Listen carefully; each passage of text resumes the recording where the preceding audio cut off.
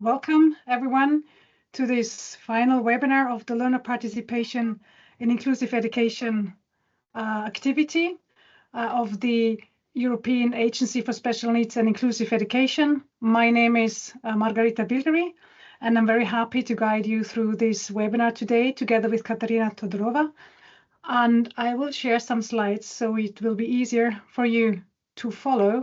We are very happy to be here today. And you can see we have lots of people with us. And you also saw in the program that the presentations we have are from different people. And that is because we had such a great team who was with us and who were very dedicated and motivated. We will give you first a little background of the Learner Participation in Inclusive Education activity, so you know what it all was about.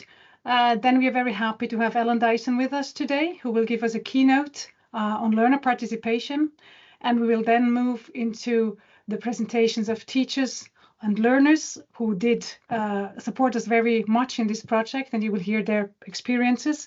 We also hear from data analysts who analyzed some data that we generated and who worked with this. And we will have some presentations from policymakers who were also part of our activity. And then we have some final findings and closing remarks. And I would like just to mention and to highlight again that we are very, very grateful that we have all those people here. You can see a picture on the side. It's almost everybody there. And it was a very special project because everybody was extremely motivated and enthusiastic, and that's why we came so far. And you will hear about all of this now. And I will give the floor now to Katarina to continue. Yes, thank you very much, Margarita. Good afternoon from my side as well. I will start by providing a little bit background information about the LPIE activity.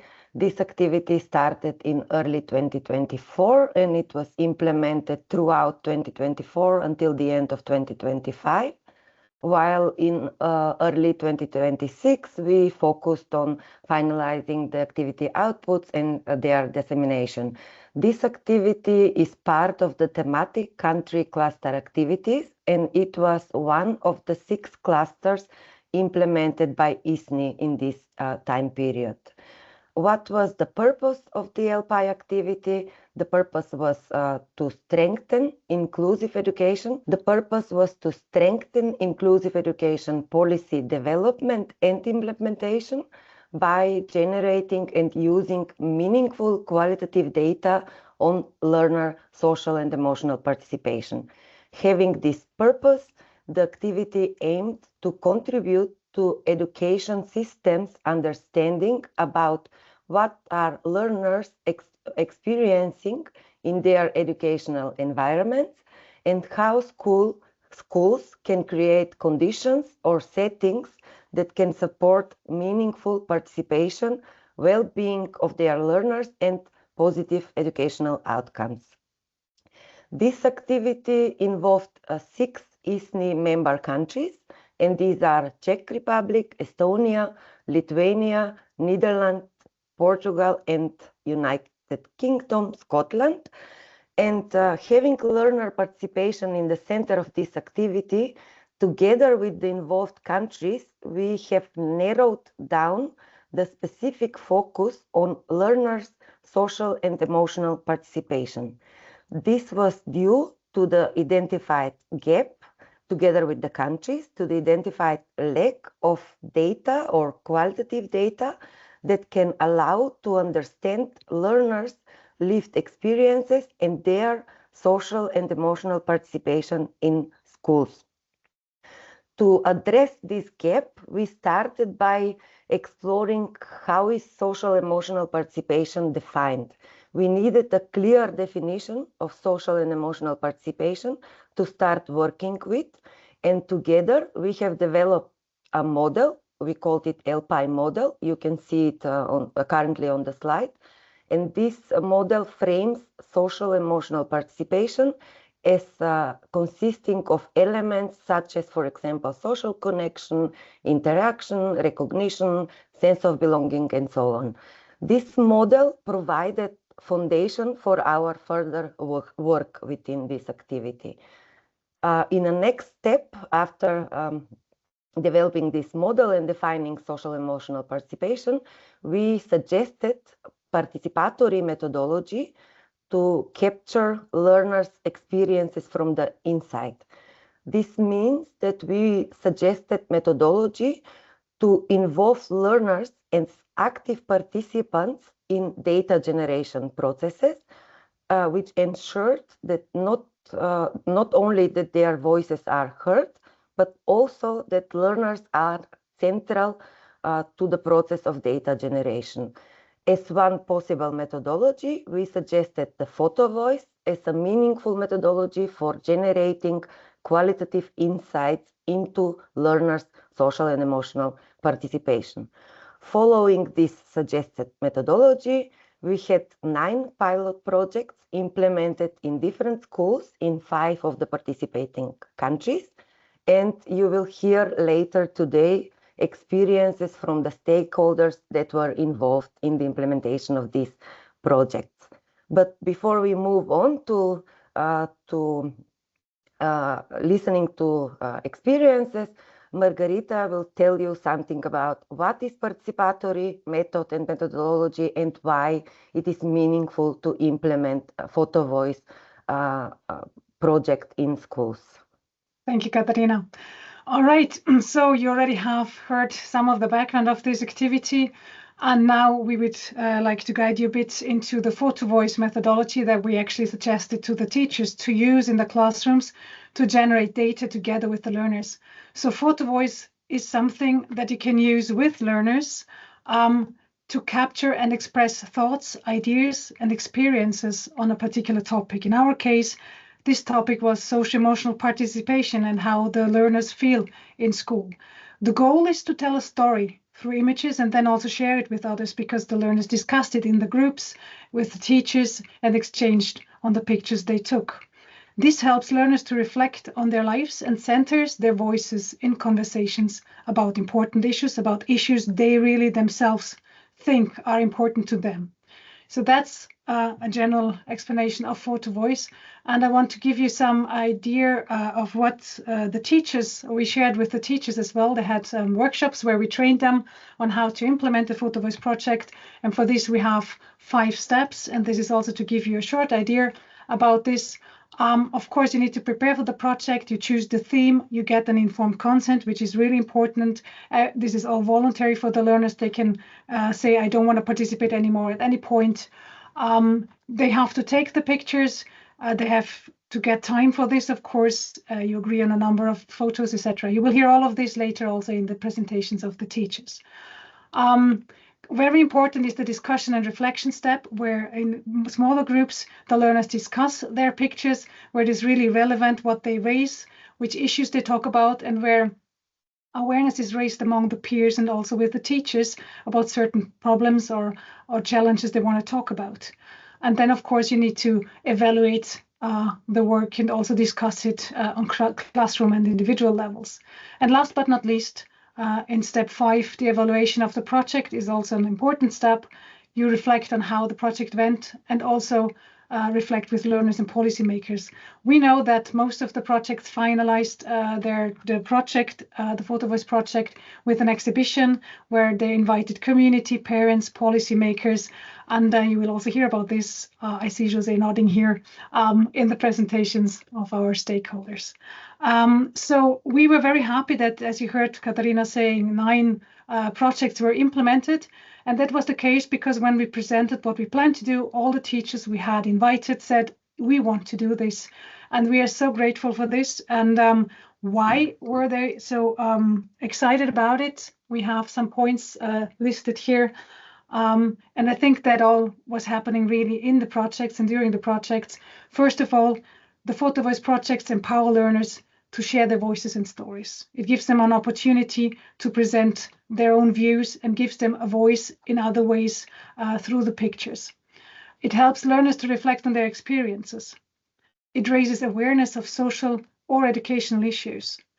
It can encourage critical thinking and discussion among the peers when they discuss certain things. And I think we have one really nice presentation coming up with learner voices where they say, that's how I explained how I feel. That's how I made others aware of why I have an issue there or here. So that's a really nice example there. It contributes to well-being and mental health of learners because, of course, if they can share their feeling, if they feel understood, this means a growth in well-being and mental health. It also supports the establishment of teacher-learner and peer-to-peer relationships, as I mentioned before, and the development of social and emotional skills by sharing such things. They grow also, like learners also learn how to share those aspects, and they have a growing in the social and emotional skills.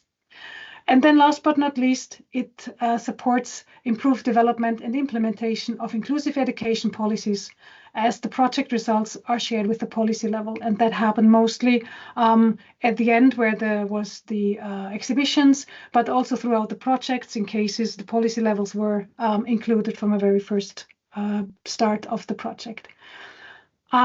With this background now, we would like to welcome Alan Dyson for our keynote.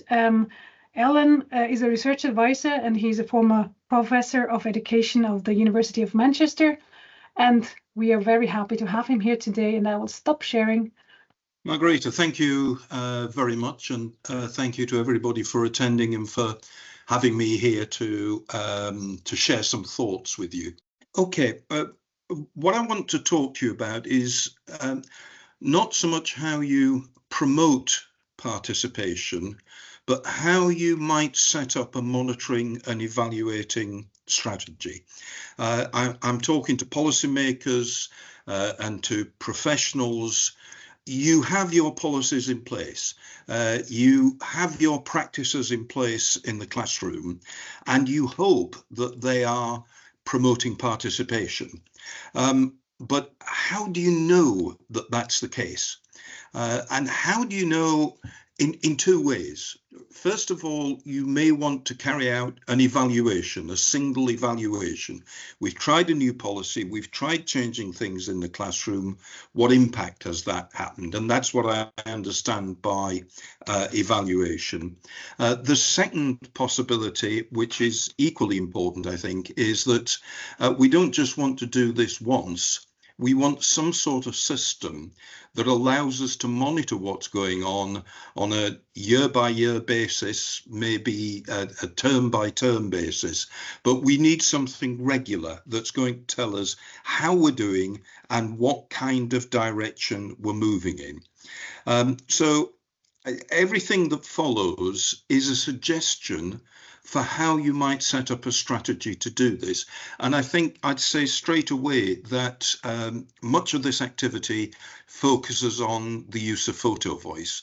And Photovoice is a very powerful means of generating data on issues around inclusion. It's been used many times as a strong evidence base for its effectiveness.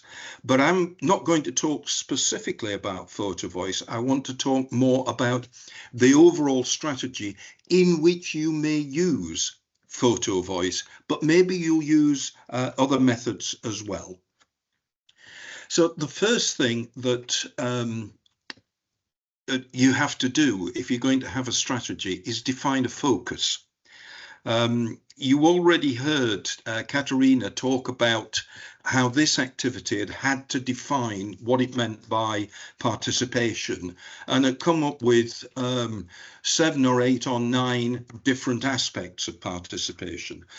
Inclusion as a whole is a huge issue to try to evaluate. Even if you take one aspect of it, which is participation, that still is multidimensional. And it's very difficult to monitor everything all of the time. So the first question, if you want a strategy, is to say, well, what are we focusing on? What do we mean by participation in our context? And it's perfectly okay to have your own focus rather than focus that's decided somewhere else. But you have to have a focus or you'll get absolutely swamped in the complexity of all the data you're going to generate, all the issues you need to deal with. Then you have to say, well, within our focus, what is it that actually counts. And there's an important point here, and I think this is particularly directed at policymakers. These days, countries tend to have very good national statistics. And those national statistics are extremely useful. They're also used not only at national level, but in international comparisons, like the PISA process gives you that kind of very high level statistics. However, not everything that matters shows up in national statistics. You can get statistics quite easily, for instance, on how many students are in special schools or special settings, how many students are in mainstream classes. And that's really important. That's a very important set of data for understanding how a country is doing in terms of its move towards inclusion. But it tells you absolutely nothing about the experiences that students in different settings have. You know, a country can be very, very pleased that it's got a high proportion of students in mainstream settings, but actually an awful lot of those students might be having a fairly miserable experience and might be learning rather little. So yes, statistics, they're important, but statistics are not everything.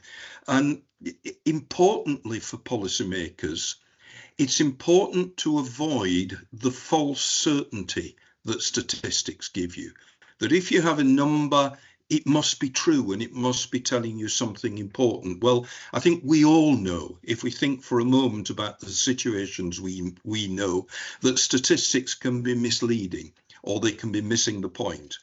So I think within a strategy of monitoring and evaluation, it's important to think not just in statistical terms, but also in terms of qualitative research, in terms of what it is that people think, what they say, what they do, what they experience, not just whatever numbers you can generate around that.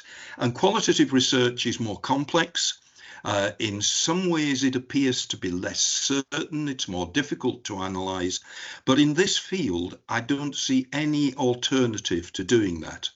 And in particular, I think what's important is not to become too obsessed with evaluating the national picture as such, because qualitative research, by its very nature, has to be local research. You have to go and talk to individual students, individual teachers in particular classrooms, in particular schools. And so part of any strategy, I would have thought, is what I've called here a deep dive, which is precisely that you go in depth in particular sites, particular locations with particular learners. And you then have to find how you can turn the rich data that you get from those deep dives into something that informs policy at a higher level, whether that be school level, local administration level, national level.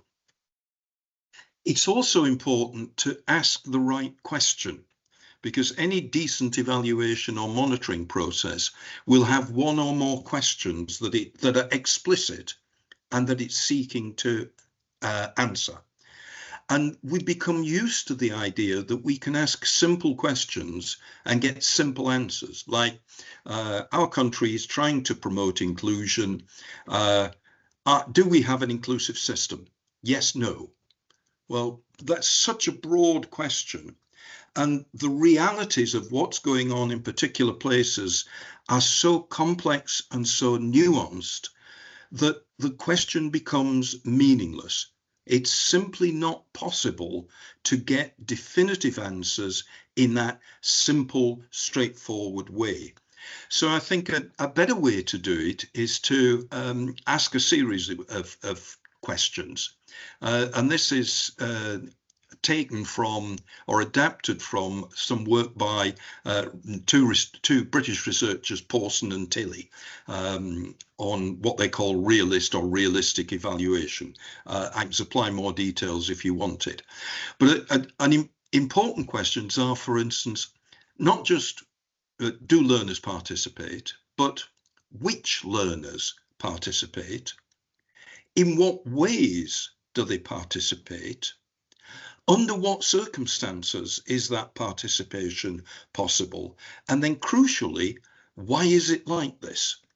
So if you think of even a relatively restricted context, like a classroom, some learners will be participating well and others will be participating less well. Well, which ones are participating, which aren't? And then what do we mean by participation? It's multidimensional. Some learners may be participating in some ways and others in other ways. And under what circumstances? If the teacher does one thing, does it change who participates and how they participate? If they create a different set of circumstances, they have different activities in the classroom, will that change who is participating? And then can we put all that together and ask, why is it like this? Have we got an explanation? And that's important because it's the explanation that then gives you the clue as to how you might change things for the better. So we've got to ask the right question. Another thing that is very useful in doing this is to develop a theory. Now, theory is a kind of scary word. It makes people think of some very grand set of propositions that will apply to the whole of education or the whole of society. That's not what I mean. What I mean is we're doing certain things in our education system, in our school, have the policies and the practices to try and make things happen. So how exactly do we expect them to work? Can we trace from the point at which we have a new policy or a new practice, can we say how exactly that impacts on the situation to produce greater participation in this case? So, for example, suppose a country introduces a new teacher training package. How exactly is that supposed to lead somewhere in a school miles away to some learner or other participating more effectively? So you might say, well, there's a number of steps here. We have the training package and teachers actually take part in the training package. That's step one. They find the training package engaging. So that's step two. They go back into school and they in some way change their practice. And that's step three. And that practice has an impact on students, step four. And that impact is that the students in some way participate more effectively. And that's what I mean by a theory. This is how we get from what we're doing to the impact we ultimately want to see. If you can set out a theory as a simple set of steps like that, it becomes a much simpler matter to try and trace whether each step is actually taking place as you expect it to. So do the teachers come to the training? Do they take part in it? Do they change the practices? You can think, how would we find that out? And that gives you a very clear indication as to whether you're going to see the impacts that ultimately you were hoping to see. And not only that, it gives you an indication well before those impacts might be manifest. So you can see at a very early stage if things are going in the right direction. So that's what I mean by developing a theory. Once you've got the theory, you can begin to think, how would we test if that's happening? So the one about do teachers come to the training, that's easy enough. You can get data on that one. Do they participate? How do they react to the training? Well, that might call for a bit of qualitative research in actually talking to the teachers and saying, well, what did you make of the training? What has it made you think of? What are you likely to change? If we want to know if they then do change things in the classrooms, then one way or another, we have to get into the classrooms or at least get reports from the classrooms of what's changing and so on and so forth. But you have to be very careful to be selective here about how you track these various points, because there's no way you could introduce, for instance, a national programme of teacher education and then follow up every teacher in every school and every child to see what had happened. So you have to think, well, what data do we need? And which sites do we need to get that data from? And how are we going to get that data? What exactly is it going to look like? And possibly the most important thing here is selecting sites. You can't get for qualitative data to every school in the country. If you work in a school, you can't get to every classroom and every lesson in the school. So you have to think, well, what sample do we need? And again, you know, this is for you to work out what would work for you. So if you take an example of you're looking at the participation of children from ethnic minority groups, for instance, you might say, well, we want to go to schools. It makes sense to select some schools where we've got a high concentration of children from minority ethnic groups. But you might also say, we also need to check up on the experience of some children in schools where there are very few minority ethnic students, because their experience might be very different from where there are large concentrations of populations. So we actually need two samples here: high population sites and low population sites. Now that's just an example. How you do that is very much a case of what you're focusing on and what your circumstances are. Then when that's been done, and I mean, just to add that, Photovoice is an obvious means of generating some of the data. But I'll repeat what I said at the start, which is it's not necessarily the only means of generating data. There are many other ways, you know, and a simple survey might do a job for some things. Some classroom observation might be what you need. Some interviewing of students might be what you need. Talking to teachers. It all depends what you're trying to find out. But when you've got all this data, something that's important is creating a feedback loop. There's no point doing a one-off activity which everybody who takes part enjoys and says, oh, this is really valuable, unless it somehow feeds back into higher levels of the system. And again, this might be something being done at school level, and it might need to feedback to the school principal, the school management, who can then take decisions about practices and curriculum and so on. Or it might be something at national level where the feedback needs to be to senior policymakers and ministers. But again, there are questions to ask. If we do this work, who needs to hear about it? Who do we want to have an impact on if this really is going to promote some sort of change? And the second question, which is also important in the feedback loop, it's one thing that people hear the feedback. What do we expect those people then to do about it? And how are we going to make sure that they can take action? And I've certainly been involved in school level research of this kind, with working with students, and there's been a group of teachers who've been very enthusiastic. I think they used Photovoice as one of the activities, very enthusiastic about the whole thing. The young people who took part said, this is tremendous, we feel listened to. But then they decided to present the findings to the rest of the teachers in the school. And it turned out the rest of the teachers in the school were very hostile to the whole thing, very skeptical. They said, no, the students can't possibly have said these things, because we work with these students and we know it's completely different from that. We know everything's going well and we're doing the right things. The students were saying, actually, there's some things you need to change. So there's what can be a very delicate process to manage about not just presenting findings, but getting the audience you're presenting to engage with those findings and think about what they need to do differently. And then the final point that I want to make is that qualitative research, generating qualitative data, an activity like Photovoice is very expensive. Not necessarily in financial terms, but it's very expensive in terms of people's time. And therefore, it's very easy to do activities like this once, and then say, well, that was good, but it's an awful lot of effort. We're not going to do that again. Well, okay, maybe that's better than doing nothing.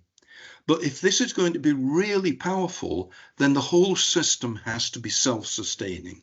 It's something that you have to be able to do not just once, but again and again and again. So again, your circumstances will all be different, but there is a question about how do you do this? Who takes part in this on a recurrent basis? Is there a requirement on teachers or on schools to do something about this? Is it something that's going to be built into management training or teacher training? Is there a schools inspectorate, and do they need to be doing this sort of thing? Is it a task for local administration who need to be carrying out this sort of work? But how do we do this in a way that is realistically self-sustaining? And that does mean thinking about things like people's time and the value for money that you're getting in terms of the activities that you do. So that's all from me. I hope some of that is useful and that you'll go away and think about it. But in any case, I hope that I know you will get important things from this webinar because the presentations that you're going to hear are very powerful. So thank you very much and enjoy the rest of the webinar. Thank you very much, Alan, for this very, very inspiring presentation. Your keynote showed many important aspects related to social and emotional participation of learners, one of which is how important it is to think about qualitative data, to think about considering learners' experiences in monitoring and evaluation processes, and how learners' experiences were considered within the LPIE activity will be in the focus of the next presenters. And I'm happy to announce the next session, which will be presentation from teachers who implemented pilot projects and who will present not only their perspectives and experiences, but they will also share the experiences of their learners. I'm happy to invite now Greg and Caroline, teachers from Scotland who implemented Photovoice project in their school. Thank you. I think Hannah will share our slides shortly. I'd like to introduce myself. I am Craig Parnham, Deputy Head Teacher at Woodmill High School in Dunfermline. That's a city just to the north of Edinburgh, the capital city of Scotland. We're a school of 1,500 pupils, and my role within the school is to promote and support inclusion for all of those young people, working with teams of staff who are determined to allow and support every young person to thrive irrespective of their needs. Hello there, I'm Caroline Swinburne. I'm one of the principal teachers at Woodmill, and my role is to lead our support department alongside Craig. So I lead our sort of continuum of support, which means I look after all the young people in the school who require some help with their additional support needs, and that includes our large enhanced provision, which has our young people with the most complex needs. We were part of the project through working very closely with Sam from Education Scotland. So we heard about it back in September 2025. We were really excited to be part of the project. And when we heard about it, we decided we were going to work with 3 different cohorts of young people on this project. One group of young people is from our enhanced provision. As I say, they are our most complex needs young people who have lots of barriers to learning and lots of communication difficulties. We also chose a group from our Woodmill Enhanced Support, which is our young people who are academically and cognitively able, but have other barriers to learning and to attendance. And we also chose a group of S1 pupils who were very new to the school and were facing sort of barriers to inclusion for lots of different reasons. So I'm just going to do a sort of quick overview of our journey and what we did. So when we initially heard from Sam, we undertook our kind of training and worked out what we were going to do. We then invited Sam in to speak to our learners and to give a sort of overview of the project and to explain exactly what it was we wanted them to do. we discovered after that initial introduction that a lot of our learners needed a little bit more of a bespoke kind of approach to the project. They needed a little bit more explanation, a little bit more guidance, and a little bit more information to help them understand what we meant in terms of included and safe. They were the two aspects that we were going to focus on. Once the pupils were clear on the focus and we'd had a discussion with them, we then let them loose with devices, which was always a bit nerve-wracking as teachers who always like to be in control of things, actually letting the young people have a little bit more control and autonomy over this. So they were tasked to take photographs of places in the school that made them feel safe and included. We had some really interesting discussions throughout it, and a lot of the ideas that came out were actually around the ideas of relationships with staff. And that was a real key theme that came out of this project, was that it was a lot of the time it was staff that made them feel included and safe. There was also areas of the school that they took photographs of that made them feel safe and included, or actually didn't make them feel safe. So we had two sort of polar opposites. Throughout the process, Sam interviewed the young people and interviewed staff and got some real key insights into how the pupils were feeling. And even our young people with the most complex needs and those communication difficulties were able to be quite articulate when they were talking about how they felt about the different areas of the school. And then towards the end of the project, the pupils selected their favourite photographs, and then it was up to them to decide how they wanted to present it. It was either going to be a poster or a PowerPoint. And the pupils didn't want to present in front of a lot of people, so it was a way of them being able to show their work without actually having to stand up and talk in front of lots of people. So initially, we were quite nervous about the project and about giving the young people free rein in taking the photographs. And I think the pupils were a little bit overwhelmed at the start as well and weren't really sure where to start. But we quickly realised that when they had the parameters round about them, and we really wanted it to work, you know, once they understood what they were to do, they really ran with it and had some great ideas. As the project progressed, we definitely gained confidence in allowing the young people to have a little bit more control over things. As I say, as teachers, as control freaks, it's quite difficult to do that sometimes. The pupils were really enthusiastic. They loved speaking to Sam, they loved speaking to the cameraman, and it felt really important. That was something that we made really clear to them, that this was a really important project and that they were going to be able to share their views to the whole school, and they were really excited to do that because a lot of our young people that we included in this project really found it difficult to share their voices, so they felt really important about that. As I said, initially they needed a bit of guidance, so maybe a sort of step-by-step instructions for pupils might have been quite useful. That was something that we could look at for next time. And I think attendance was a bit of a barrier for some of our young people, especially those who attend WES. So I think a sort of longer time frame possibly would have been useful as well. But again, something that we can take into future projects. So the outcome was really that the pupils all really enjoyed the project. They had a really positive experience, and being able to share their voices in a different way. Using the photographs really took away the need for having, you know, really strong literacy skills. They didn't have to write anything down. They didn't really have to, you know, read things. So actually using the photographs was a really creative way for them to be able to share their views. The photos were a real talking point, and the fact that they were able to speak to somebody who was unknown to them as well when they were speaking to Sam was really positive, you know, building their confidence and being able to speak to other people. They really enjoyed having their views and voices heard. They felt really empowered, as we heard at the beginning. That was one of the sort of key outcomes of it. And the photos and the blurbs were shared with the whole school via sort of video loop. As I said, they didn't want to present in front of lots of people, but this is a way where it was able to be shared with the whole school, but without the young people having to do any of the presenting. So definitely something that we could use for all young people. And Craig's going to come on to how we're going to do that later on. So undoubtedly our learners are the most important part of this pilot. We have taken the time and with their permission, would like to share some of their views. Please could you start the video clip? At the start of Photovoice, I wasn't too sure what it was, and I almost thought like we were going to have to go and present in front of a bunch of people. I thought we were going to get like taken to rooms like every day and there would be loads of people, but it wasn't that. It was just that you had to take a photo and explain something about what makes school a better place for you, because sometimes words can't really explain stuff, so photos is like a good way to express feelings. So my photo was the doorbell outside of the WES. So you go and ring it and somebody lets you in the back door to go in, because it's quite hard to go in the main doors. And I also had the Woodmill tie around my hand to like show that I'm like still part of Woodmill even though I'm in a different like area. I was trying to tell people that people have different experiences in school than others, and like other people struggle with different stuff. And even though I'm in WES, I'm still like a part of the school. I think it has made a bit of a difference because people stopped ringing the doorbell.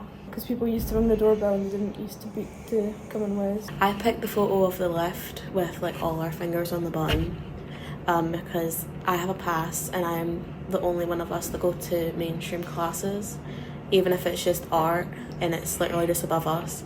I still find it hard to go. Getting to take a few less steps to get to a class is a lot more helpful than going up loads of stairs and loads of corridors. And people with like problems you can't see use it as well, but it's still like a big thing to other people, even though it might not be to you. Just having that little extra thing that makes it easier is like a big difference.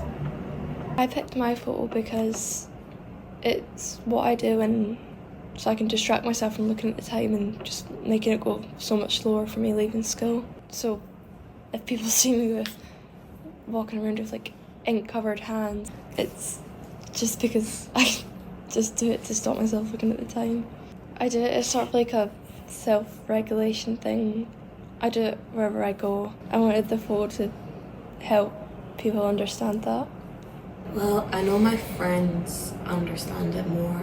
Like, I already told them like plenty about it, but then they started seeing the big PowerPoint all over, on the big billboards all over the school. They were like, that's really good, we read it all. It was really well made, made a lot of sense.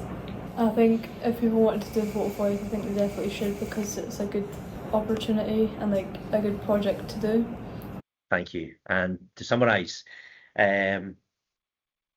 what has Photovoice changed for us and changed within our approach? Well, first and foremost, we set up a you said, we did feedback loop, similar to what Alan was talking about earlier.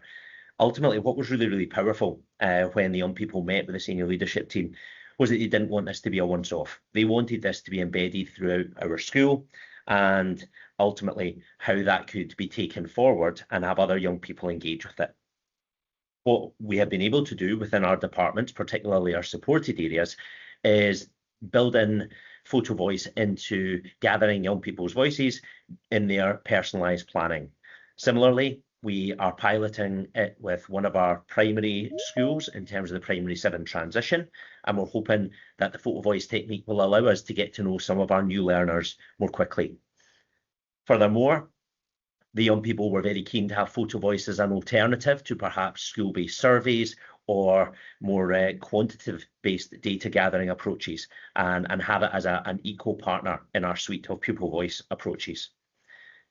They were also very keen to see it built into the curriculum, and starting next year, we are going to have a group of senior pupils taking forward aspects of school improvement using the Photovoice approach. They will be learning the methodology similar to what Caroline and I did and our young people did, and this will be something that happens once a week and then will be presented to the senior leadership team in March next year with their findings.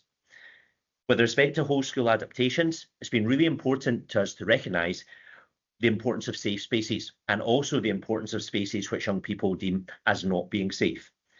We are looking at different options for corridor management and stairwell management, both of which were really key themes for our young people. Furthermore, we're thinking about different approaches to bell time, so we don't have all of our 1,500 pupils moving at the same time. These are things that require careful planning, and we're returning to our young people who identified them for their views on our suggested approaches. Finally, this will not just stay within Woodmill High School. I've already shared and will be sharing more formally with my local authority partners in Fife Council, and also continuing our work with Education Scotland and our contact Sam to look at how this can be embedded across national policy and how we can share our learning and continue to develop. That brings us to the end of our presentation. I would like to thank everybody for involving us. It's been an incredible privilege, and we would be very, very keen to engage with others and to share our learning and continue our own development journey as well. Thank you. Thank you. Thank you very much, Craig and Caroline, for being part of this project, for all your contribution, and especially for sharing your experiences today with us. And also thank you that you shared the video with us. It was really inspiring to see and to hear the experiences of your learners. And in the next few minutes, we have a presentation also from a teacher. I would like to invite Egle from Lithuania, who also implemented the Photovoice project in her school. Good afternoon, everybody. My name is Agla, as I have already been introduced, and it's really a great pleasure to be with you today and to have this opportunity to share my students and my experiences from the project. Before presenting our results, I would like to express my sincere gratitude to all of you for your support, cooperation, and enthusiasm throughout this journey. It has been a privilege to learn from one another and work together towards our common goals. Today, I would like to briefly share the results of the project, its impact on my professional practice and school leadership, and the educational value it brought to my students. The Photovoice project in Vilnius was implemented with 2 secondary school students, aged 13 to 16. From Vilnius Shalom Aleichem High School and Vilnius Jonas Basanavičius Pro Gymnasium. The main aim of the project was to explore students' perceptions of safety, well-being, happiness, and discomfort within the school environment through photography and guided reflection. Students were asked to take 3 photographs representing places, people, situations that evoked either positive or negative emotions. Then they completed reflection worksheets, which I prepared myself, and participated in peer discussions about the meanings behind their photographs. The project generated several important findings. Students identified a number of areas that contributed to feelings of discomfort or unsafety, including the school check-in system, which many perceived as stressful and unwelcoming, the school toilets, the specialist support rooms such as the psychologists and language therapists' offices, which were sometimes associated with anxiety.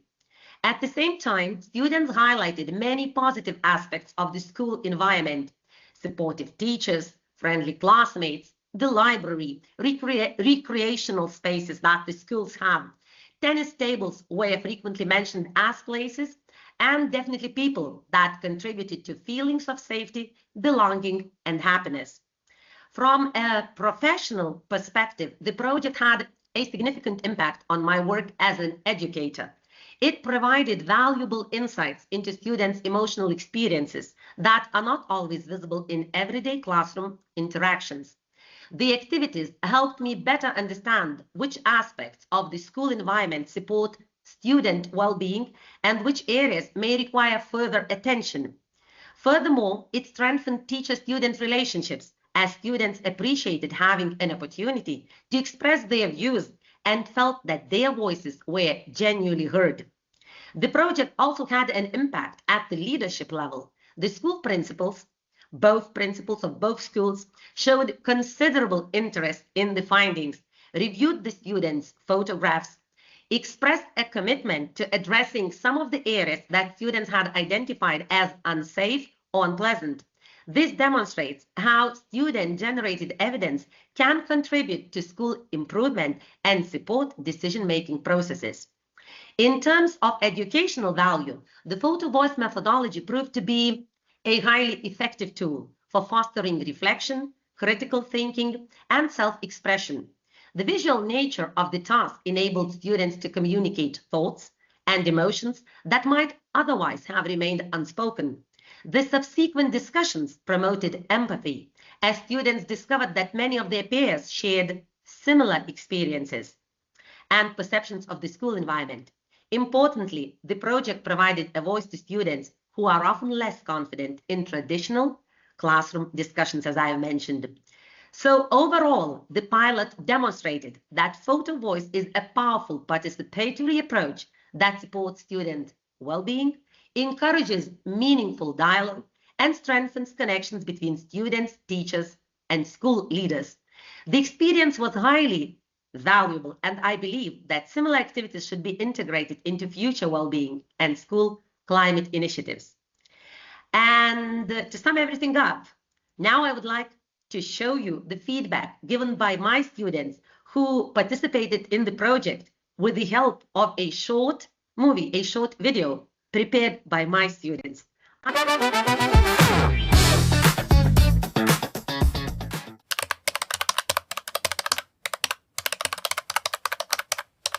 I don't think I've had any surprises while doing this project because everything so far has been going smoothly and we did everything as good as we can.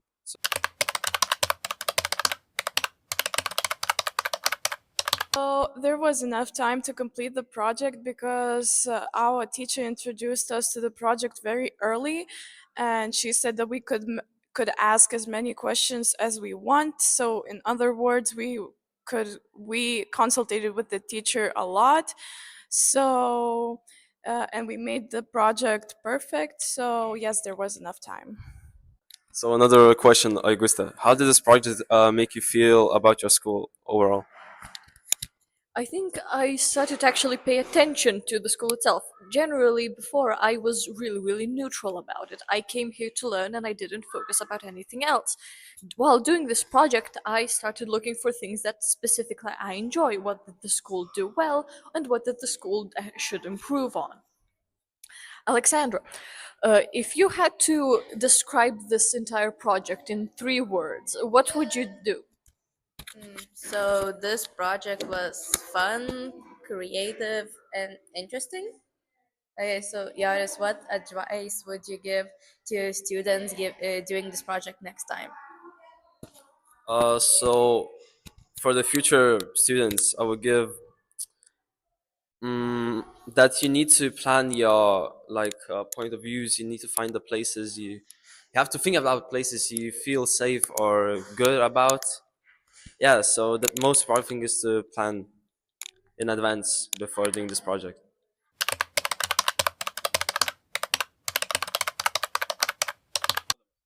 So I think a place that had a special meaning is the stadium, because as I've mentioned before, I spend a lot of time here with my friends, and it is a truly special place. In my opinion, maybe the best place in our school, because it's because of the atmosphere and because of the emotions we have here. Hi. Hey. I wanted to ask you a few questions. Yeah, go for it. What part of the project did you enjoy the most? So I think the most amusing part was I enjoy the school very much and I enjoy its places, and it was another great opportunity to explore my school for like a millionth time. Okay, thank you. And for you, what was the most challenging part? That's a great question. In my opinion, the most challenging part was to communicate with the teachers and try to get pictures with them, because some teachers didn't want to take a picture with me. I don't know why, but yeah. Teachers, don't be scared. I have one more question for you. If you could change something about the project, what would it be? I think I would change my pictures a bit, because the day I took those pictures, the weather was like this, all rainy and foggy. Yeah. So I would need to find like a more beautiful day with sun and like 20 degrees Celsius. I agree. I agree. Thank you very much, sir. Hi, I'm Guada. Hi, I'm Cornelia. Can I ask you a question? Of course. Were there any moments when you felt unsure about what you captured, and what did you do? Yeah, when I was asked what was the place in school I felt the most unsafe, I was unsure because our school grounds are very safe, and everything in here makes me feel safe, at least. How did your classmates' photos or perspectives affect you? My classmates' photos made me realize that all of us have different places where we feel safe and different perspectives on where we feel the happiest. They made me realize that all of us are different and we all have our special places in the school. Thank you.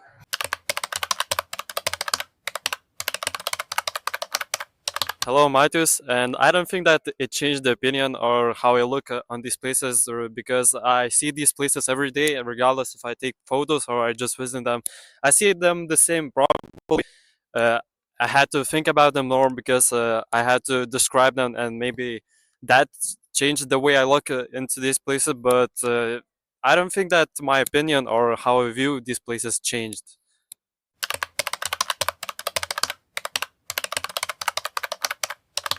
This project made me realize that our school is very safe compared to others. This school is filled with happy places and places where we feel safe, whereas in other schools, some people don't even have one place where they can find comfort and happiness. It also made me grateful because I realized what a great environment the school has, and uh, how good we communicate with each other, with teachers and students, and that made this project easier to complete.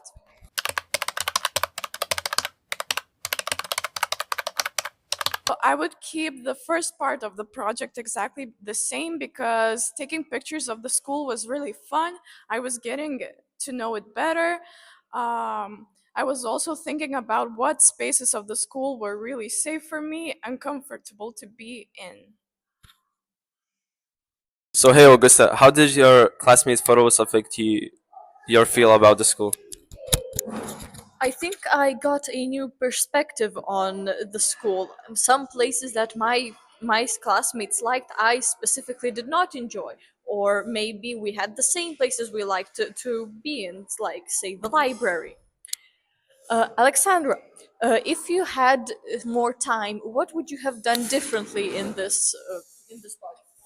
Probably nothing with the pictures, but I would probably do it with a friend because I think it would be much more interesting to do the project with a classmate. Okay, so Yaris, how could the project be improved for future students? So I think that we next time we could involve more people in this project, more uh, like different ages, like younger people or older, so they could share their view of our school, different places, and yes, just we need to change a bit of stuff, like involve different ages. Just to end everything, I would like once again to thank everybody and especially you, Margarita, Katerina, Hannah, for inviting me to participate in this project because my students and me, all of us, we were really very happy to be with you. And the benefits, the advantages of the project were all presented. Thank you once again very much. Thank you, Egli, so much for sharing this. And I also want to repeat that the video was done by the learners. And that's also why we shared it in full to be able to show their work as well. So now we would change to the next block. We heard teachers and learners' perspectives already, and we will move now to data analysts because we recorded the discussions of learners, and the data analysts of each country did an in-depth analysis of these data, and we will hear from them now what they found. And the first person I can invite today is Jan. He's an analyst at the unit of special needs education from Czech Republic. Jan, the floor is yours. Thank you for giving me the space to share some of the results of the Photovoice project. The participating school was a school in Opava. In the east of the country.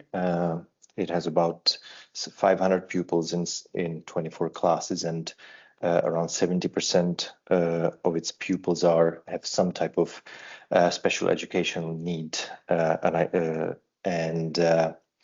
We had 7 participants in total. The pupils were all volunteered, and we did not ask about whether they had a special educational need or not.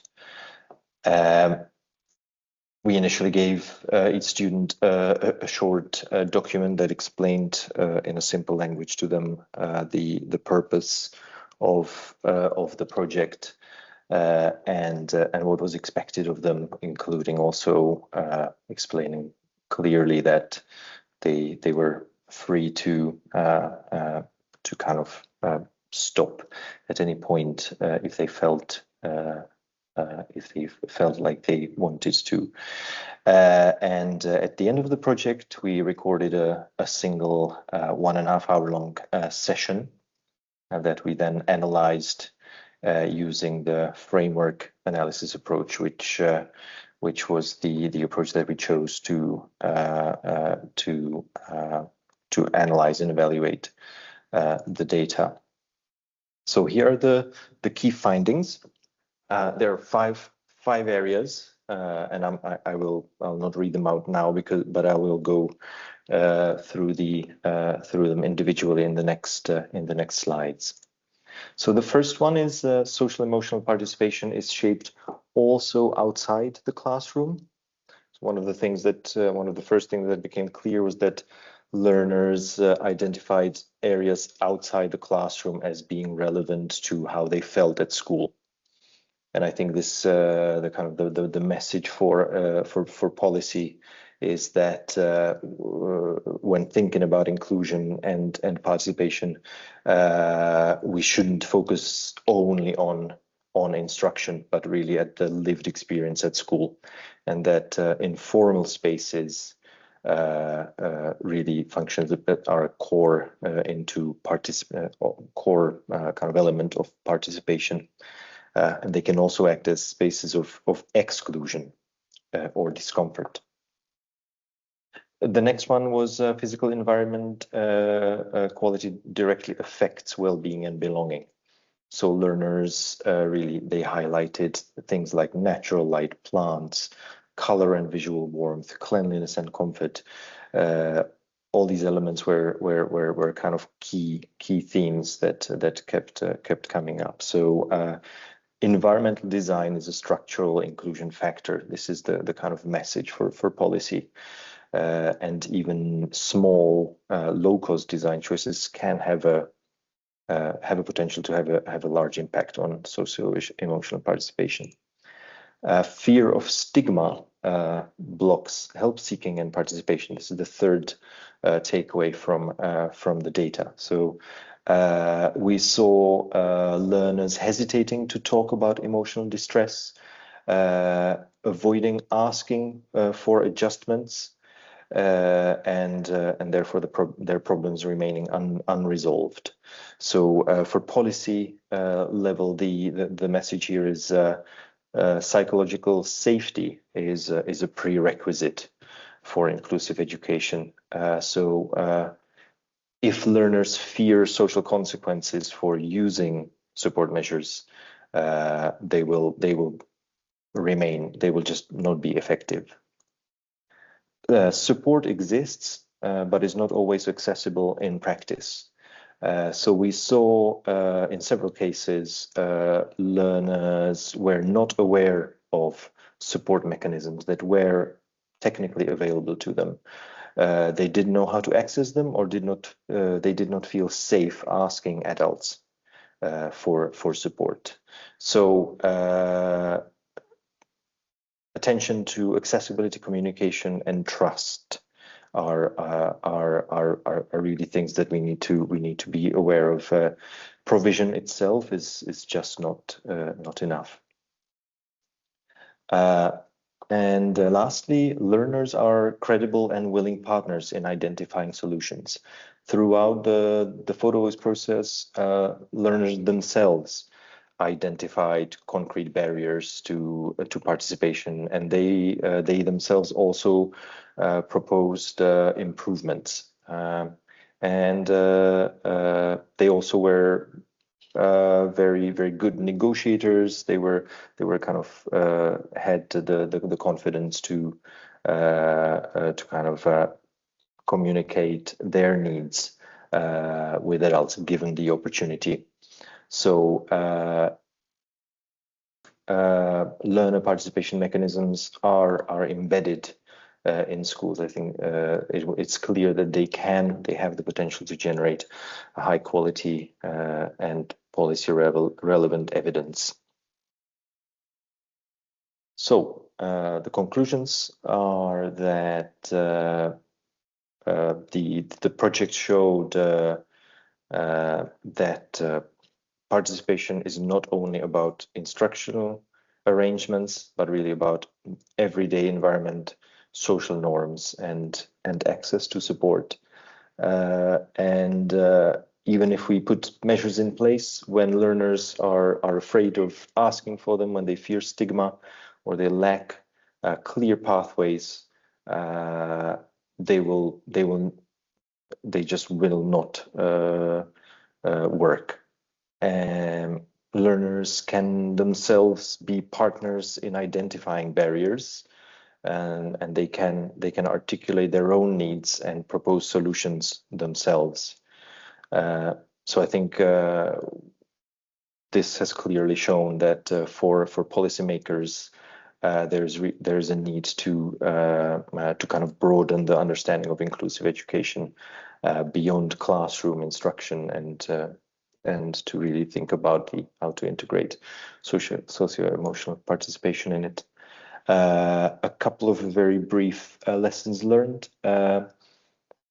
It has, I think, it has really shown that the project can be facilitated remotely. I wasn't at any point able to, unfortunately, travel to the participating school, but thanks to a very motivated and really brilliant colleagues on the ground in the school, who actually ran and did most of the hard work. We could successfully pull this off. But also to be aware that as an outsider, there are perhaps some, that itself has an effect on the topics that were discussed in the session. And yeah, the very practical one, just make sure that your recording equipment is working as it should in advance, because I did get burnt a little bit and did spend a lot of time rewriting and replaying some of the recordings, because some of the audio was not of sufficient quality. Yeah, thank you very much for listening. Thank you so much, Jan. That was some very clear messages and very clear findings as well from Czech Republic, from the piloting you did there. So thank you very much for your presentation. We would like to invite José and also Anna. José is professor at the University of Évora, and Anna is a member of school board at the Arraiolo School Group and a special education teacher in Portugal. So please, José and Anna, the floor is yours. So our project, entitled Inclusive Education, Perspectives and Challenges in Our School Community Through Photovoice, was based on a combination of photographs and critical reflections that aimed to identify factors of inclusion or exclusion on our daily school life. So we challenged 15 students from the 12th grade, some of whom with special needs, to observe the school spaces, our practices and contexts that could reveal challenges or potential for an inclusive education. After sharing and discussing the photos and its purposes in a group session, the project culminated in an exhibition of 30 pictures accompanied by a short explanatory text written by the students, describing what the image represented to them. This way, we try to promote critical thinking and creative expression, to strengthen empathy and to identify barriers and good practices of inclusion, and to suggest actions for improvement for the well-being and participation of all. Sorry, Anna, can I just ask, José, will you share the slides? Because we don't see the slides yet, and I think... Okay, we will share the slides after. Okay, yes. This is just the introduction. Finishing. Yes. Sorry. Just two more headlines. As far as the school policies are concerned, we will try to continue promoting inclusive practices, and hopefully, I'm going to try to do this, continue using Photovoice as a mean of allowing students to express themselves, so that we can use their voices to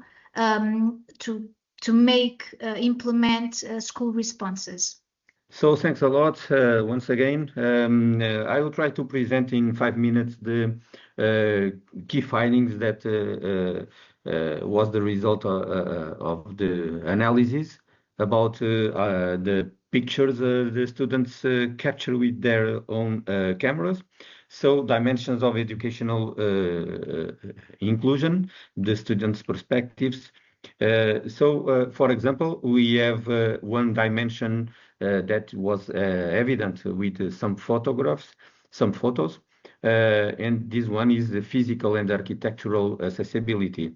So, for example, our students Mateus said the existence of this adapted bathroom shows that the school cares about everyone's well-being, and Pedro said that this ramp was built to facilitate access. It represents a symbol of inclusion. So what we can conclude that removal of barriers, adapted spaces, and autonomous mobility, it's some dimensions that they value, the students that participate value.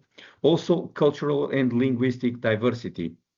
For example, Alexandra said that a poster with translations into Russian and Ukrainian shows the school helps foreigner peoples feel comfortable. And Beatrice said students from different countries walking hand in hand, symbolizing a community where no one is left behind. So this means that inclusive education always also is related with multiculturalism, integration of foreign students, and multilingual communication.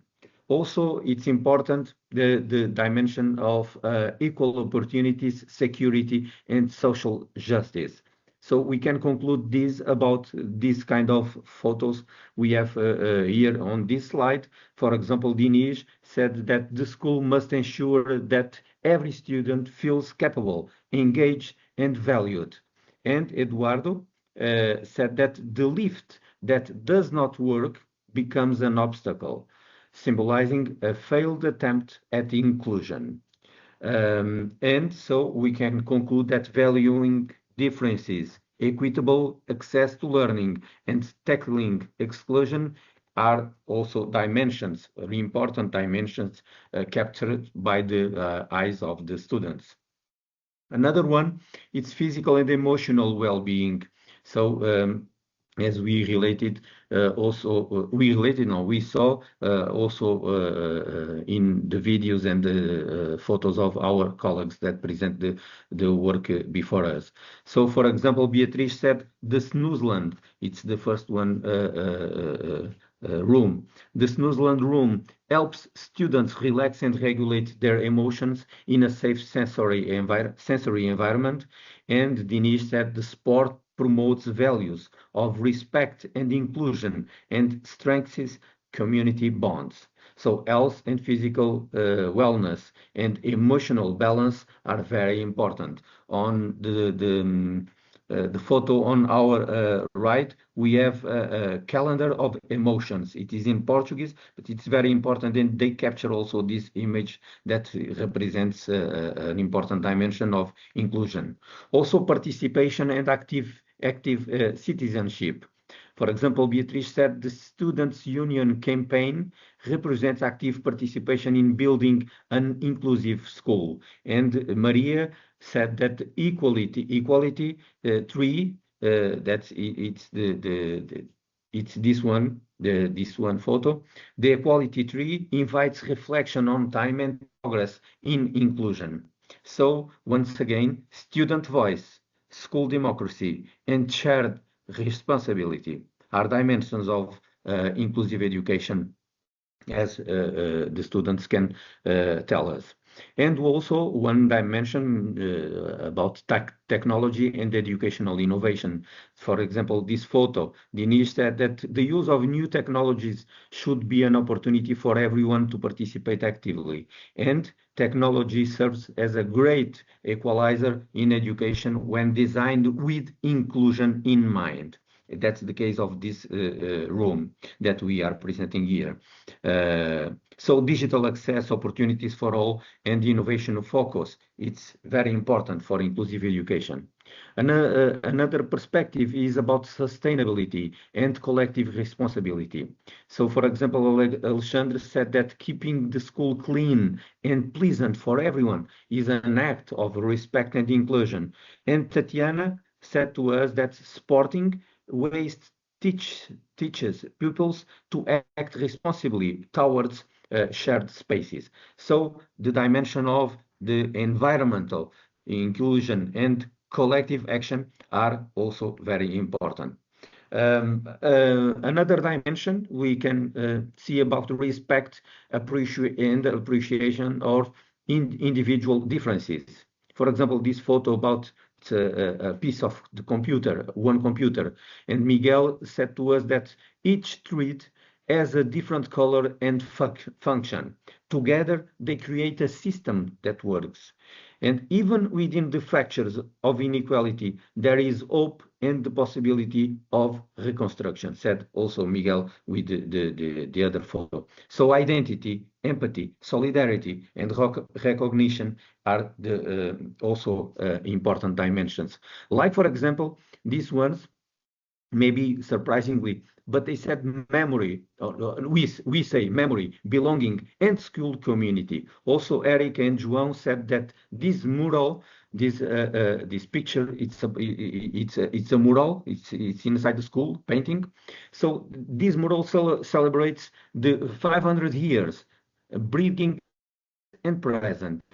Art enables everyone to express themselves and take part. And when they said also, when students see their histories represented, they develop a stronger sense of belonging. So shared history and art as an inclusion that we can talk about it. So finally, we can say that this study invites us to rethink what inclusion truly means within a school community. Through the lens of Photovoice, students at Agrupamento de Escola de Arraiolos have demonstrated that inclusion is far more than the physical presence of pupils with special educational needs in a classroom. It is at its core a multidimensional concept that touched every aspect of school life, from physical and architectural accessibility to cultural and linguistic diversity, from equal opportunities and social justice to emotional well-being and active citizenship. Students themselves have identified these dimensions as essential to what a genuinely inclusive school should look like.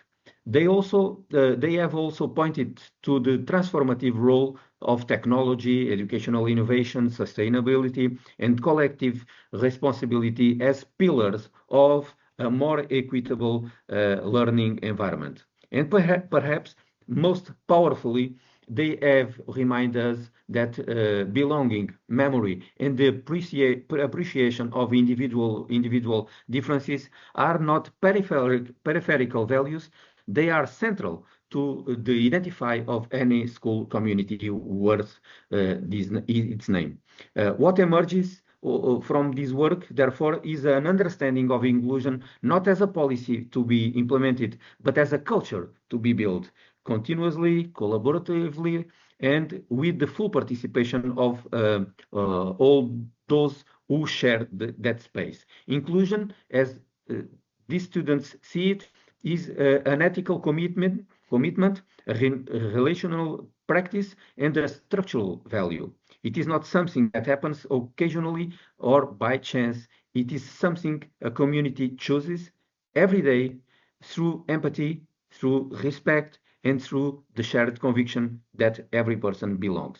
So I finished the presentation, and I pass to my colleague Anna for the last words. On the 9th of June, the exhibition will be reopened to the community because we're holding an end of the year party, a solidarity event. So we are going to reopen the exhibition, and we're going to share our students' work once more to our partners. Finally, in my behalf and José's, I would like to express my gratitude again for this opportunity.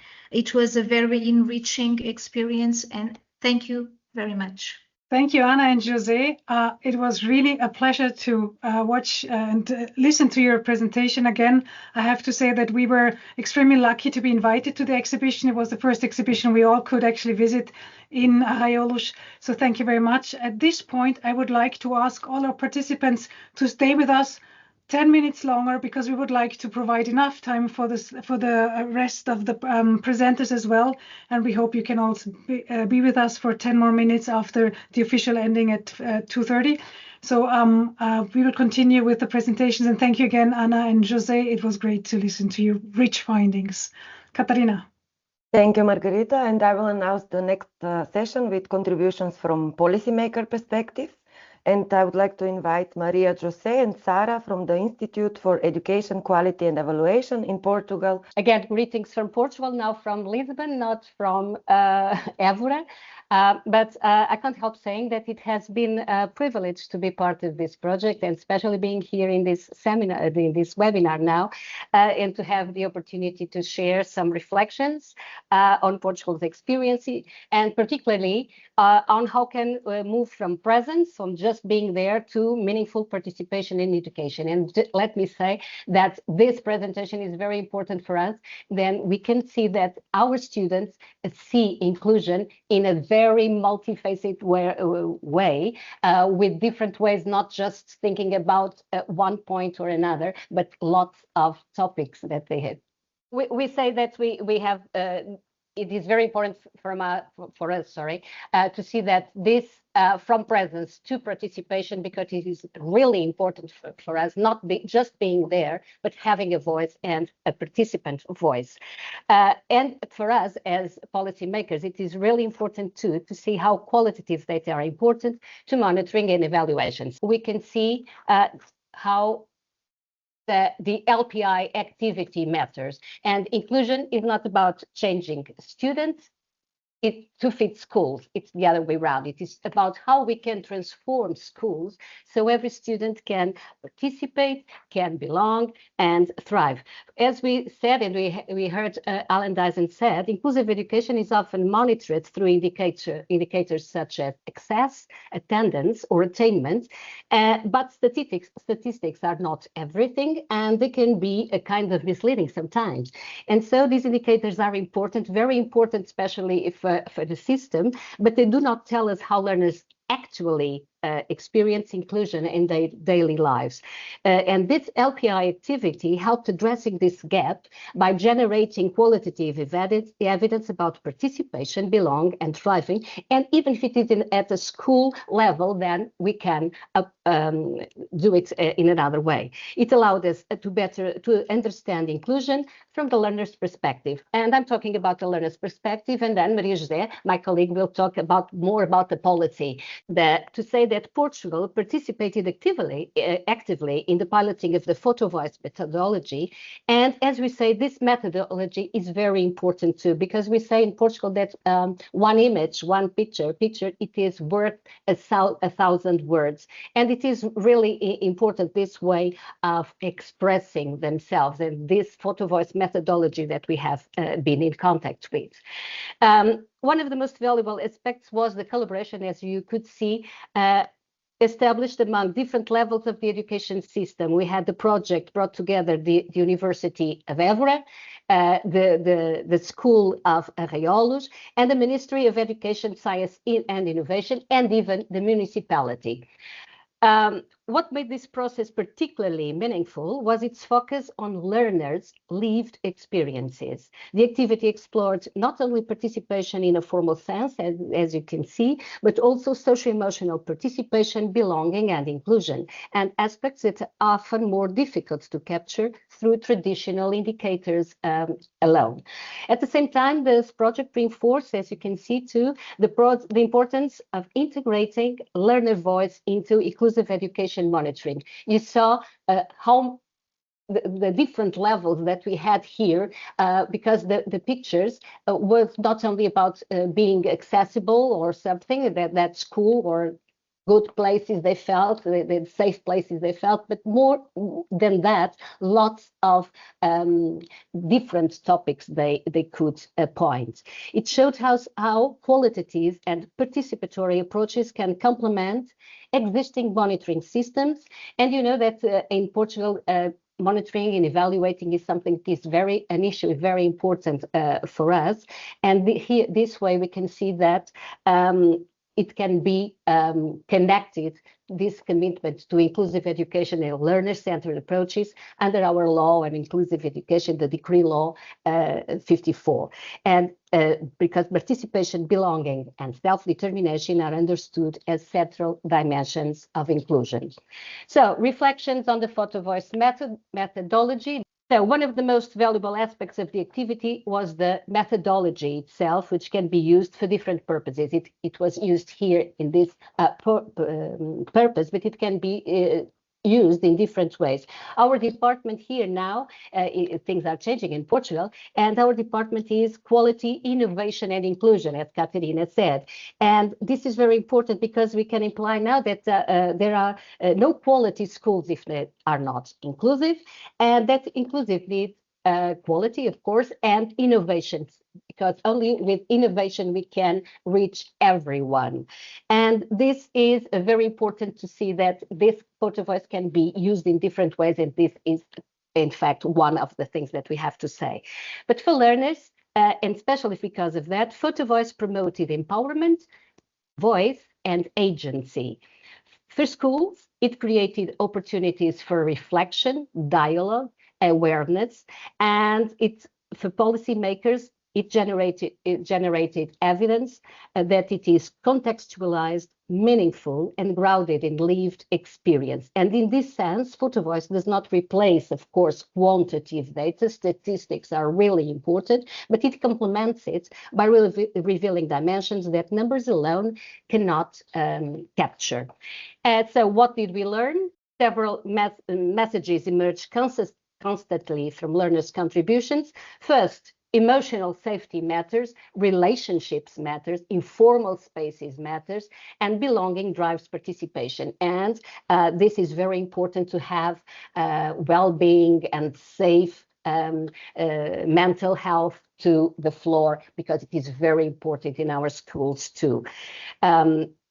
Many experiences of belonging or exclusion occur outside the classroom. And finally, learners show that belonging strongly influences participation.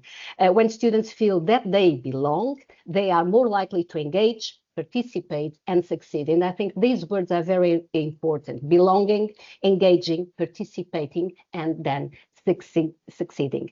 And for policy, the implication, inclusion must be monitored beyond attendance and achievement. So this suggests that inclusion should be monitored beyond attendance and moreover. Now I think I give the floor to Maria José, and she is going to talk a little bit more about policy. Greetings from Portugal, in this case from the Netherlands now. These findings invite us to reflect on how policy can better capture and respond to learners' everyday experiences. One important step is to ensure that learners' voices are systematically included in monitoring and evaluation processes, rather than being just consulted only occasionally. Another is to complement quantitative indicators with qualitative evidence, helping us understand not only what is happening, but also how inclusion is experienced in practice. We should also continue investing in school cultures to foster belonging, participation, and well-being, as these are essential conditions for meaningful inclusion. Finally, creating regular opportunities for dialogue with learners can help ensure that their perspectives inform decisions that directly affect them. Building on this experience, several recommendations emerge. A key priority is to ensure that learners' voices become a regular part of the school evaluation and improvement processes. There is also a need to strengthen monitoring systems by bringing together quantitative data and qualitative evidence. Creating structured opportunities for learner participation should remain an important focus for schools. In addition, continued investment in capacity building can help schools use participatory methodologies with greater confidence and sustainability, and together these developments can contribute to a more comprehensive understanding of inclusion in education. We want to leave you with three main key messages. First, learners are experts in their own educational experiences, and their perspectives provide valuable insights that cannot be captured through statistics alone. Reporting also what Alan Dyson told us at the beginning. Second, inclusion is about much more than access to education. It also depends on participation, belonging, and well-being. Third, policies become stronger and more relevant when they are informed by collaboration between learners, schools, researchers, and policymakers. The Portuguese experience highlighted the value of building these connections, bringing together the University of Évora, Arraiolos School Cluster, and the Ministry of Education, Science and Innovation, created a shared space where evidence, practice, and policy could inform one another. This collaboration enriched the process and strengthened the relevance of the findings, demonstrating how inclusive education benefits from closer links between research, practice, and policy. Before concluding, I would like to highlight how rewarding it was to listen to the students today from the different countries and to see them engage throughout this experience. Even when they seemed shy or hesitant at first, they gradually gained confidence and shared their ideas in a thoughtful way. It was equally inspiring to see the photographs they took and to hear the explanations behind them, as these offered valuable insights into their perspectives and experiences. These moments remind us that of the importance of giving students a voice and opportunities to participate actively, as this not only enriches the learning process, but also strengthens their sense of belonging within the school community. I would also like to share that tomorrow I will be attending a conference on inclusive education in Bussum, the Netherlands, and I will take these perspectives with me. The students' reflections, experiences, and the voices provide an important reminder that meaningful inclusion begins with listening to those at the heart of education and ensuring that they are actively involved in shaping it. So thank you very much for your attention. It has been a privilege to share Portugal's experience in the LPIE activity with you. We hope these reflections contribute to the ongoing conversation about how education systems can be more inclusive, participatory, and responsive to learners' needs and experiences. It was a privilege indeed for me and for Sarah. So thank you. Thank you very much, Sarah and Maria Jose. Moving forward, I'm happy to invite Piret from the Ministry of Education and Research in Estonia and to give her the floor. Thank you, Katarina. Good afternoon, everybody. I would like to share with you some ideas on how the results of the LPIE could be used for inclusive education policy development and implementation in our country context. The starting point of this activity was the overall goal to explore strategies that could help bring about changes in monitoring and evaluation. And to identify the gap between practice and policy, we started by gathering and exchanging information on what data we already have and what monitoring and evaluation systems exist in countries. And countries have various data sources that can provide input for policy decisions. In Estonia, for example, there is an Estonian education information system, which contains data about every school and each learner.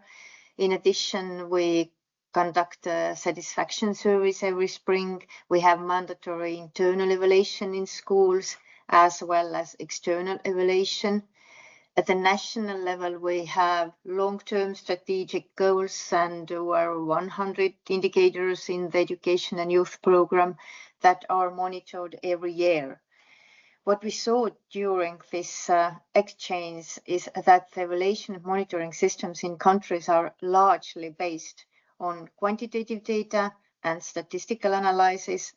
In terms of inclusive education, we have statistics on the placement of students with special educational needs. We know something about learner transitions, but there is lack of information on classroom interaction and learner participation. And this requires the use of qualitative research methods. As the analyzing qualitative data and collecting qualitative data can be time-consuming and requires knowledge about qualitative research methods, it can be challenging to collect meaningful qualitative data on a regular basis. The challenge is also how to translate findings into the meaningful information that informs inclusive education, policy development, and implementation. These were the hesitations and questions with which we entered the piloting phase. Also wondering how attach qualitative data generation to ongoing monitoring and evaluation processes so that it doesn't remain a one-time project. Based on piloting the Photovoice method, we can say the most important things for learners are a sense of belonging, relationships with peers, and the opportunity to be noticed and be present as yourself. Students appreciated the Photovoice as a method that supported self-expression, offered them the opportunity to participate, collaborate, and feel valued. Students also had the opportunity to reflect on their thoughts and their feelings. So Photovoice acts as both as data collection and inclusion method at the same time. It not only reflects students' social emotional participation, but can also strengthen it, empower students, and provide them with a positive participatory experience. So the idea for practice is that since the method supports relationships and student self-expression and self-reflection, it could be a separate self-awareness course in school. This way students could be able better plan their time to participate. According to the teachers, the process most of all helped build and strengthen relationships with students, and to find a place for the Photovoice method within the existing framework and given that it supports the development of trusting relationships and helps students to open up, Photovoice can be used as a method to support development conversations that teachers should have with the learners every year. As a final stage of the project, the students' photos and text were presented in an exhibition, which made the students' experiences visible to wider audience and supported dialogue on the topics of inclusive education and socio-emotional participation. The idea for practice at school level is to apply the Photovoice method in the process of internal assessment. In conclusion, to gather and use qualitative data on learners' social-emotional participation on regular basis, it is needed that it is attached to ongoing monitoring and evaluation processes. In Estonia, it could be integrated into the internal as well as external evaluation. As a starting point of external quality assessment is self-analysis. School internal evaluation is ongoing process that schools are required to conduct at least once every 3 years based on self-analysis. The strengths and weaknesses of the school are identified and the school development plan is prepared based on them. The development plan is approved by the school owner and the principal regularly reports on the implementation of the development plan on the community level. And the school can complement its development plan with an improvement activity plan based on the self-analysis and the recommendations of external assessment team. Quality assessment reports and analysis can be input to policy making at the national level. So qualitative data on student social emotional participation collected during internal evaluation can be an input for external quality assessment, the results of which can in turn be an input for policy making. This is Estonian experience and our ideas on how to use the Photovoice method in practice. Thank you. Thank you very much, Piret. Thank you for the presentation and for these insights. I think it's very important to see how all these experiences we have heard about move into policy level and how this could be used there. So thank you very much for this presentation. And with this, we're actually reaching almost the end of the webinar. We have some very last words to share with you all. And I would like to therefore share very short slides with you. I want to repeat that what we did is suggest a participatory approach, which is one methodology that can be used to gather data on social emotional participation of learners. We have seen that it was a huge success with lots of schools. There was already a lot of impact. Remember the UK Scotland examples where they have already made plans for the future, and we were very happy to hear that. And I think it's very important, but of course there are other methods and methodologies that can be used to collect and gather qualitative data on learners' social emotional participation. And to close the webinar, we would like to share with you some of our key policy messages. And I will not spend too much time on these because we are already over time, but we think it was really important to listen to all of you and give you the space to hear your voices, and especially those of the learners who are usually not so much included. So that was very valuable to us. We have 3 key policy messages for concluding this whole activity of the learner participation in inclusive education activity. The first one is to ensure visibility and value of the topic, so make social emotional participation a core pillar. The second one is to strengthen feasibility and effective implementation of data generation processes, and that's what we just heard from Piret, I think, and especially participatory methodologies can be of great value here.